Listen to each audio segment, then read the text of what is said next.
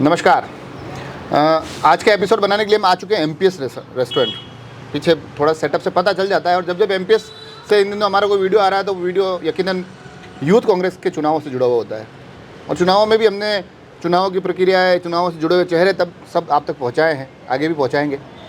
आज एक अलग चेहरा लेकर आए हैं, और वो चेहरा इसलिए अलग है क्योंकि राजसमंद के हालिया परिदृश्य में अगर इन चुनावों से निकल कर कोई चेहरा स्टेट लेवल की यूथ में एक भूमिका निभा रहा है, यूथ लीडरशिप में एक अपनी महत्वपूर्ण भूमिका निभा रहा है, तो उनसे फिर जानना जरूरी हो जाता है कि आखिर में ये चुनाव किस तरह के हैं, कितने सही है, कितने गलत है, और इन चुनावों का आगे आने वाले समय में क्या असर देखा जाएगा।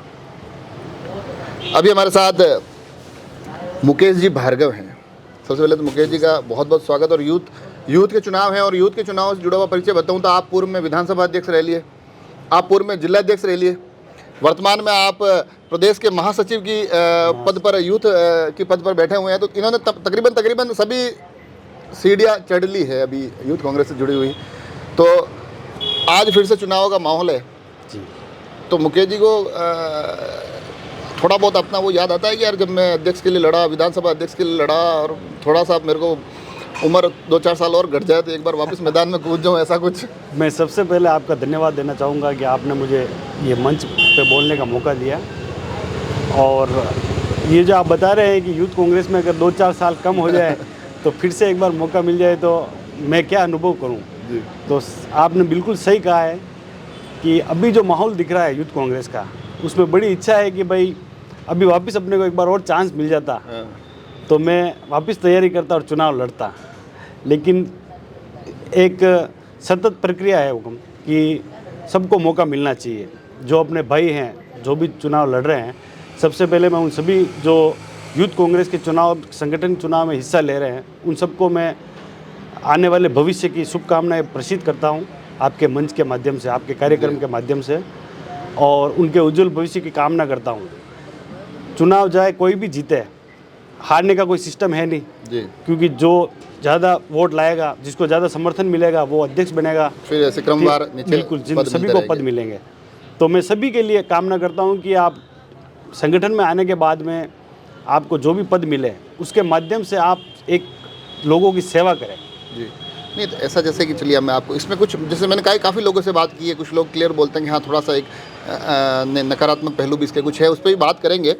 मगर सबसे पहले तो ये कि क्योंकि आप इस प्रक्रिया से निकले हुए हैं, यूथ से लगातार जुड़े हुए थे, अब मैं जब देखता हूँ कि हर एक विधानसभा में इतने ज़्यादा युवा चुनाव लड़ रहे हैं और बड़े जोश के साथ लड़ रहे हैं, फिर जिले के स्तर पे देखें तो वहाँ पर भी काफ़ी चेहरे चुनाव लड़ रहे हैं। तो मुकेश जी को ये समस्या नहीं होती कि यार मैं किसको समर्थन दूँ, इनके साथ गया तो वो नाराज़ हो जाएंगे, उनके साथ गया तो वो नाराज़ हो जाएंगे? नहीं, ये जो भी चुनाव लड़ रहे हैं, ये अमूमन जैसे 15 साल से मैं सक्रिय हूँ जी। तो ये सभी चेहरे मेरे, अगर आप पुराने फोटोग्राफ देखेंगे उसमें मेरे साथ सब साथ नजर आ चुके होंगे। तो मैं नहीं चाहता कि मैं इनके बीच में हस्तक्षेप करूं, और मैं सबसे इस प्रोग्राम के माध्यम से भी अपील करना चाहता हूं कि कोई भी सीनियर लीडर या नेता इसमें हस्तक्षेप ना करे। इनको मौका मिलना चाहिए अपनी प्रतिभा दिखाने का, तभी अच्छे चुनाव हो पाएंगे और साफ सुथरे परिणाम आएंगे। अच्छा। जिससे किसी का मनोबल ना टूटे। ये जो चुनाव लड़ रहे हैं सभी भाई आपस में, इसके माध्यम से चाहे इनमें आपस में कोई मतभेद या मनभेद हो ना हो, अगर कोई वरिष्ठ नेता या कोई जनप्रतिनिधि वगैरह इसमें हस्तक्षेप करते हैं, या उनके कोई आदमी या उनके कोई भी पर्सनल व्यक्ति अगर उसमें हस्तक्षेप करता है, तो वो जो चुनाव लड़ रहा है वो अपने साथ में लड़ने वाले जो आपस में प्रतिद्वंदी जो भी हैं उनसे वापस साथ में बैठ जाएगा। लेकिन वो उसको नहीं भूल पाएगा कि उसने मेरे साथ में उस समय उसका साथ दिया और मेरा साथ नहीं दिया। ये नहीं भूल पाएगा, या आमने सामने होना, ये चीज़ें पहले भी मैंने जब बात की तब आया जी। तो वास्तव में इसमें चुनाव में कुछ, जैसे युवा कहते हैं कि यार थोड़ा बहुत तो मन में रह जाता है, हम आमने सामने लड़ते हैं, रोज़ साथ बैठे चाय पीते हैं, अचानक से पता चलता है कि उन्होंने भी फॉर्म भर दिया है और अब चुनाव सामने सामने लड़ना है, तो थोड़ा मन में आ ही जाता है। हाँ सर। तो ये स्थिति ऐसा नहीं लगता कि यार पार्टी के लिए कहीं नकारात्मक होती है कि यूथ या ये? नहीं, ऐसा कुछ नहीं होता है। जैसे मेरे सामने, पहले मैं नाम नहीं लूँगा क्योंकि जब भी मैं चुनाव लड़ा मैं ही अध्यक्ष बना था।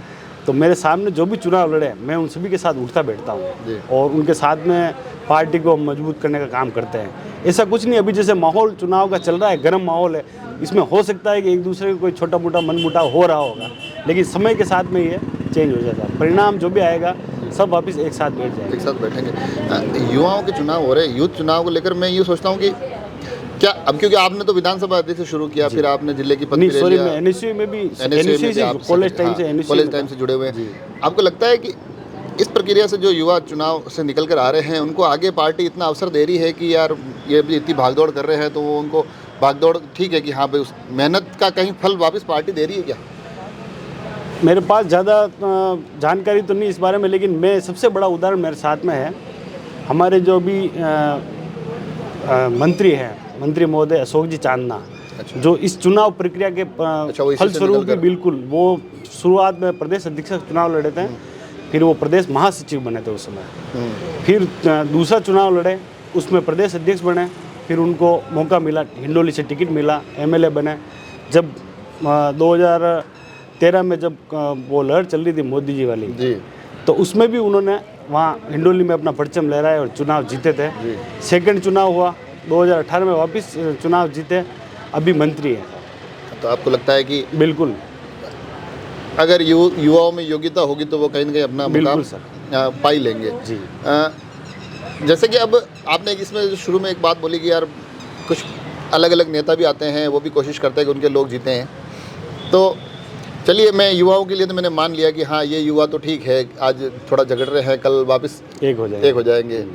वो बड़े नेता, उनकी कोई ऐसा नहीं लगता कि उस स्तर पे जाके कई पार्टी को नुकसान हो रहा हो?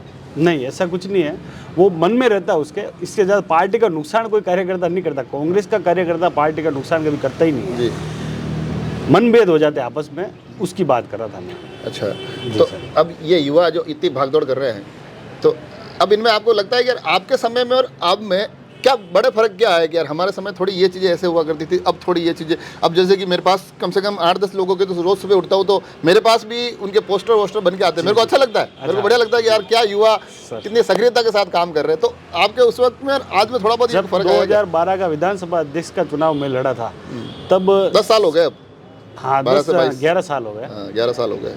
तो उसमें सर सोशल मीडिया का इतना प्रचलन नहीं था उसमें, तो हमारे बैलेट से बैलेट पेपर से चुनाव हुए थे, तो उसमें इतना प्रचार प्रसार का भी वो नहीं था, सिर्फ होल्डिंग फ्लेक्स वो तो अभी लग रहे थे, वैसे हमने भी लगाए थे, लेकिन सोशल मीडिया पे जो चल रहा है तब उतना था नहीं। और फिर वापस अब 2020 में हुए चुनाव, 2020 में जब हुआ तब सोशल मीडिया भी था और ये जो चल रहा है अभी वैसा सेम का सेम था। जी, नहीं ऐसा जैसे अभी मैं ये सवाल इसलिए पूछ रहा हूँ क्योंकि इस चुनाव को हम बहुत पास से कवर कर रहे हैं, बहुत करीब से हम कवर कर रहे हैं। मैंने अभी 2 विधानसभाओं के दावेदारों के साथ भी बात की है, एक जिलाध्यक्ष के दावेदारों के साथ एक एपिसोड बनाया, एक हम और भी बनाएंगे जी।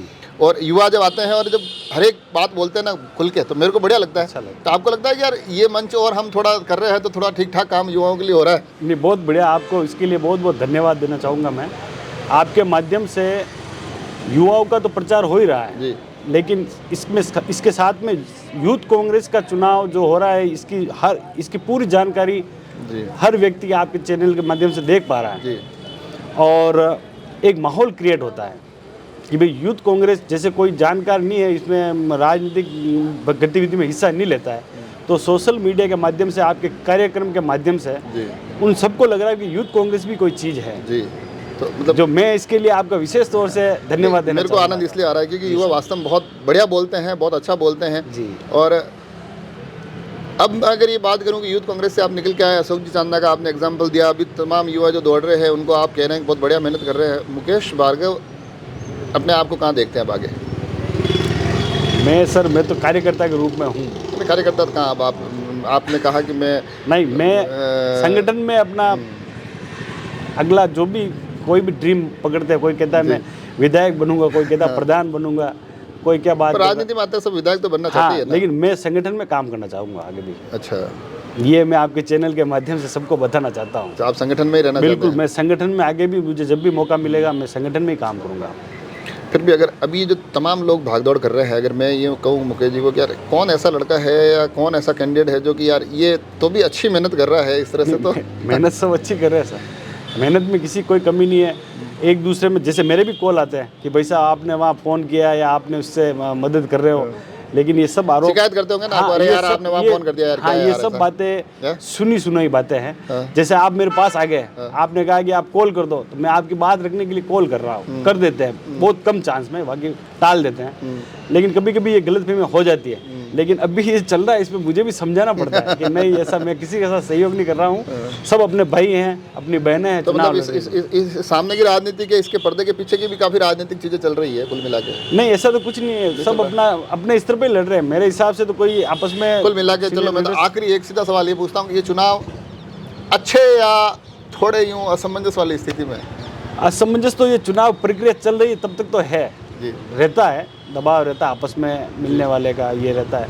लेकिन चुनाव होने के बाद में जो जीत के आएंगे, हमें तो जो सभी कैंडिडेट है सभी को मालाएं पहनानी है। जी हम उनके लिए तत्पर है और उनको आपके इस चैनल के माध्यम से सभी को प्रेषित करना चाहूँगा शुभकामनाएं। ये देखिए आपने काफ़ी बातें हुई, चुनाव की प्रक्रिया पे भी हुई, आपके राजनीतिक जीवन पर भी हुई, चुनावों से जुड़े कैंडिडेट पर भी हुई, कुछ बातें बड़ी साफ सपाट हुई, कुछ गोलमोल भी हुई, कहा राजनीतिक थोड़े क्या कि विधानसभा की राजनीति, एनएसयूआई की राजनीति से लेकर प्रदेश की राजनीति तक पहुँचे, तो वो जो गुर सिके हैं वो गुर भी थोड़े बीच बीच में हमको दिखाई दिए, उसका भी एक अलग आनंद है और अच्छा लगता है। मैं जैसे ये एपिसोड जब भी मैं करता हूँ तो एक बात मैं हर बार बोलता हूँ कि जब भी मैं युवा चेहरों से बात करता हूँ, यूथ राजनीति से जुड़े हुए लोगों से बात करता हूँ और वो बड़ी व्यवस्थित तरीके से अपने राजनीतिक दृष्टिकोण हमारे सामने लाते हैं, तो मुझे बड़ी खुशी होती है और यकीनन आप लोगों को भी अच्छा लग रहा होगा। अगर अच्छा लग रहा हो तो राजसमंद एक्सप्रेस को आप सब्सक्राइब कर ही लीजिए। मैं लगातार कोशिश करूँगा कि आगे आने वाले दिनों में भी यूथ चुनाव से जुड़े हुए कुछ और चेहरों को आप तक लेकर आऊँ। जुड़े रहे राजसमंद एक्सप्रेस से। धन्यवाद।